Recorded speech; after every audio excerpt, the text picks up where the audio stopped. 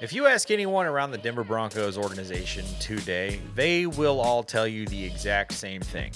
There has been a massive culture shift in that locker room and in that building. And it's all because of Sean Payton. Let's talk about it. Touchdown, Denver!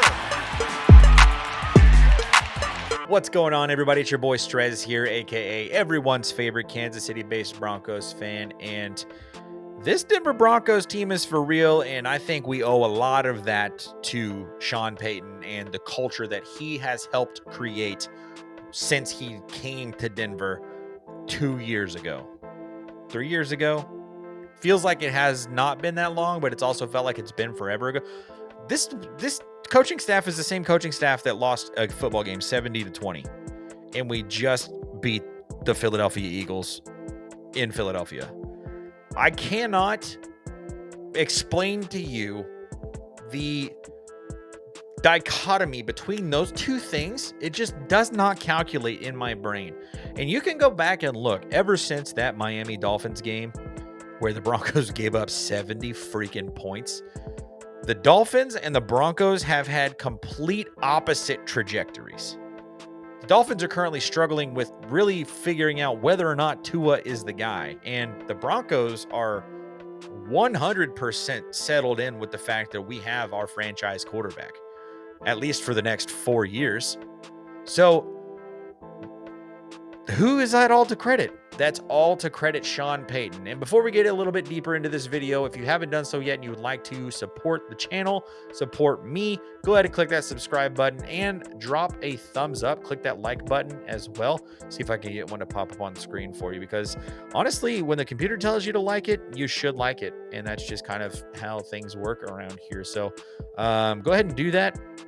And let's get back into the conversation about how Sean Payton has changed the culture in Denver, because let's face it, it has all been to do with what Sean Payton has done for this football team.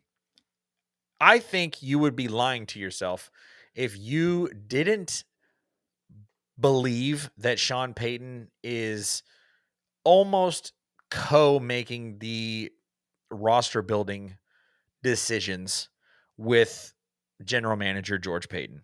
Now, I know general managers don't work alone. They don't just go and draft guys. They don't just go and, sign guys in free agency, make trades without talking to the head coach first. But I do believe that Sean Payton is absolutely completely involved in building out this Denver Broncos roster. And that has been one of the things that has completely changed the culture in Denver. When Sean came to Denver, he inherited an absolute mess.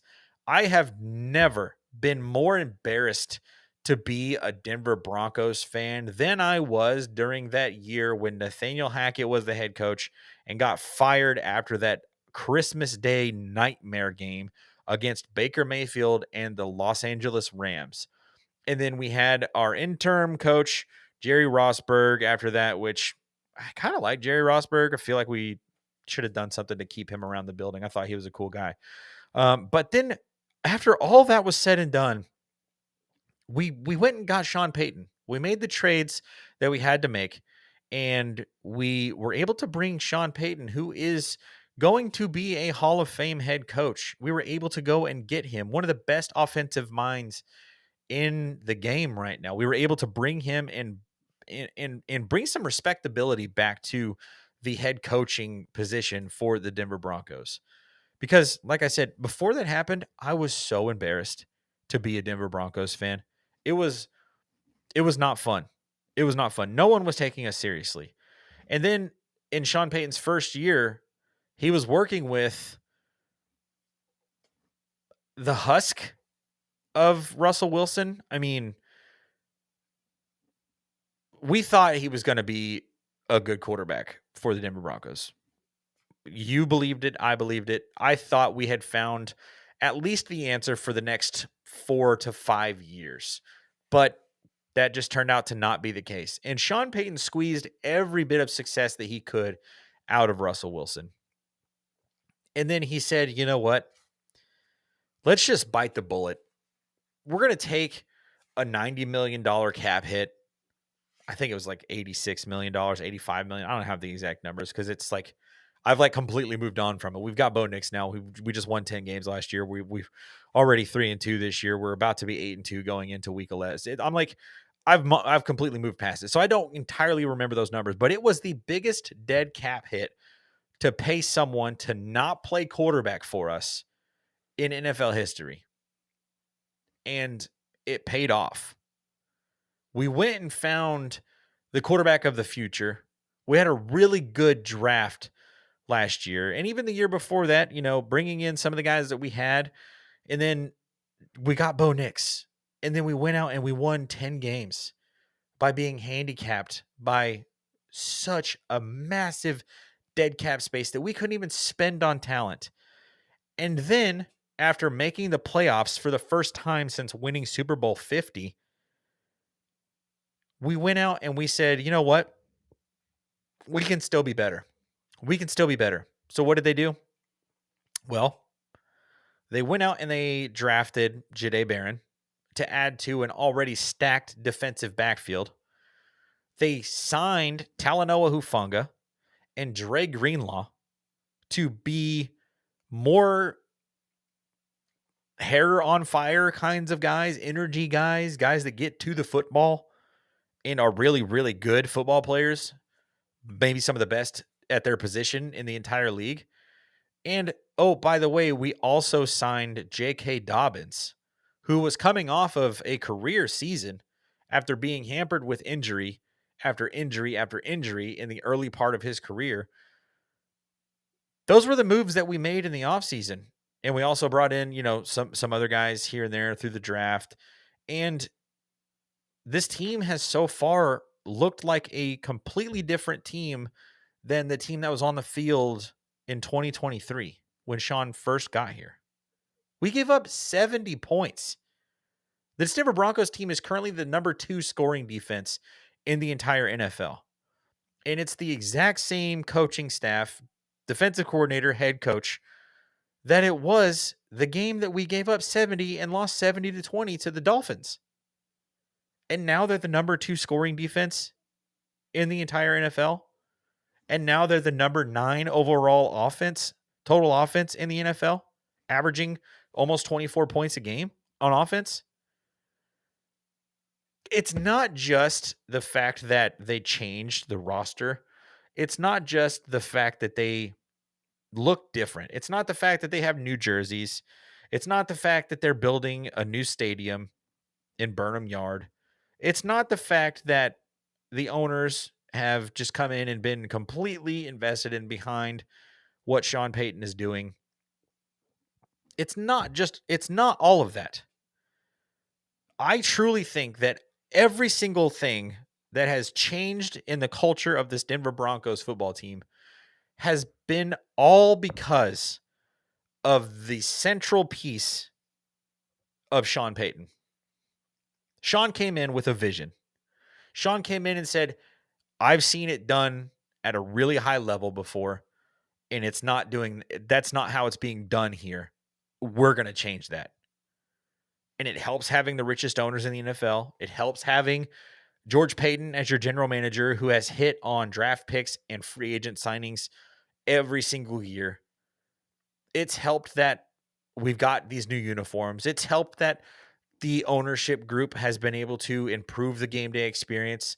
They added the most comically large scoreboard I've ever seen on an NFL stadium before. And by the way, they spent like $100,000 to replace the turf at the end of the season for 2 games a year or 2 ago.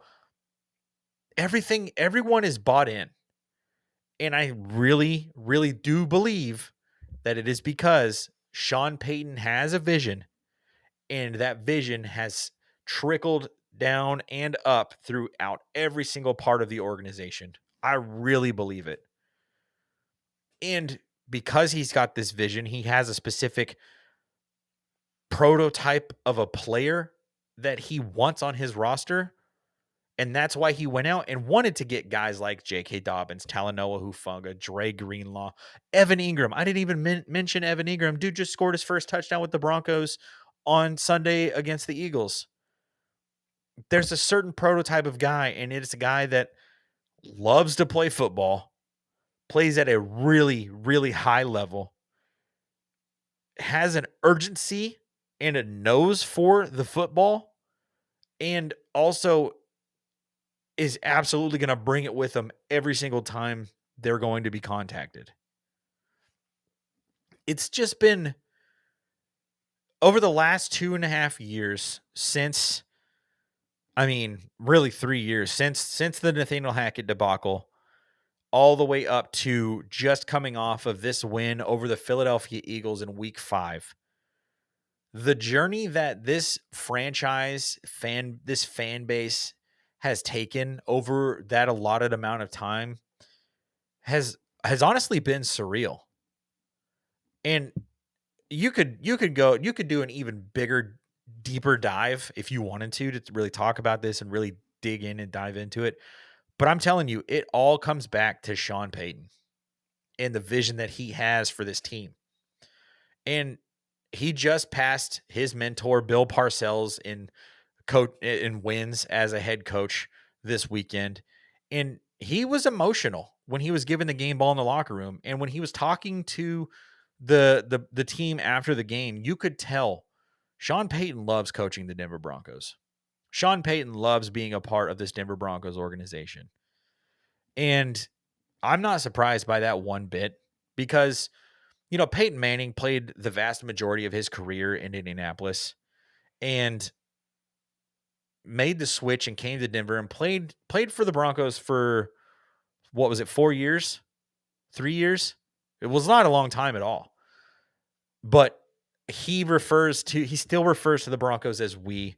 He has made his home in Denver. He is a Bronco. And I really do think that that's going to be the same thing for Sean Payton at the end of his time in Denver when he retires from football, because he's probably going to finish his career out as the head coach of the Denver Broncos. He won a Super Bowl in New Orleans and everything with Hurricane Katrina and all the stuff that meant for the city and for Sean.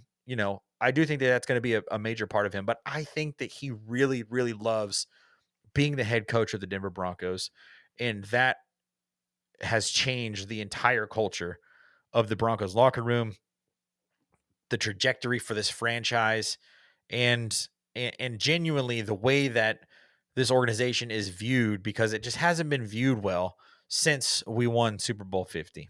So that's going to do it for this one. Go ahead and drop your thoughts in the comment section below. Do you think that Sean Payton is responsible for the culture shift? Or if not, who do you think? What do you think? What would you point to that was kind of that catalyst for shifting the culture in Denver? Let me know in the comment section. Drop a like on your way out. Click that subscribe button, and I will catch you in the next one. Let's go Broncos. God bless Bo Nix. Touchdown!